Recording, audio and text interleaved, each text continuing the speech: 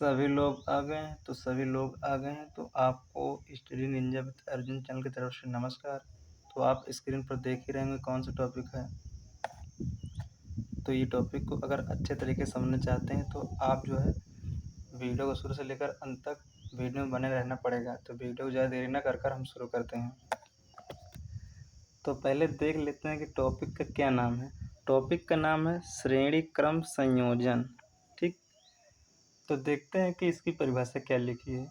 अगर जो है परिभाषा आप जो है पढ़ें, नहीं समझ में आया तो नीचे में चित्र बनाया है ना, वो चित्र के माध्यम से समझा दूंगा, आपको समझ में आ जाएगा। ठीक, तो ध्यान से सुनना मेरी बातों को आप। जब दो या दो से अधिक संधारित्रों का ऐसा संयोजन जिसमें आवेश का मान नियत रहता है उसे श्रेणी क्रम संयोजन कहते हैं। अब यहाँ एक जो है आपको लाइन पढ़ने को मिला होगा, सुना होगा कि जिसमें आवेश का मान नियत रहता है।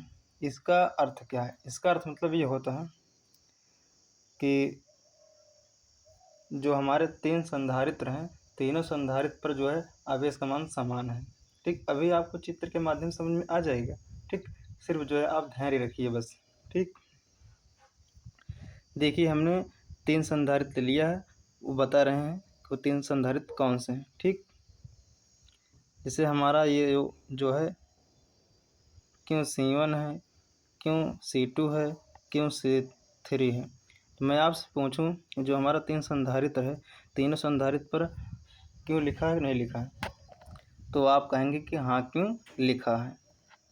जब मैं आपसे ये भी कहूँगा कि तीनों संधारित्र पर आवेश समान है कि नहीं समान है, तो आप कहेंगे कि हाँ आवेश समान है। ठीक, और जो हमारा ये है इसको हम जोड़ देते हैं जो है पृथ्वी से, जिसका विभव होता है 0। ठीक, तीनों संधारित्र पर आवेश जो होता है अलग अलग होता है। ठीक, पहले संधारित्र पर V1 विभव है और जो है दूसरे संधारित्र पर V2 विभव है, तीसरे संधारित्र पर V3 विभव है। ठीक, तो अगर आप इतना समझ गए हैं तो आपको परिभाषा यूं ही याद हो जाएगी। ठीक, ध्यान सुनना।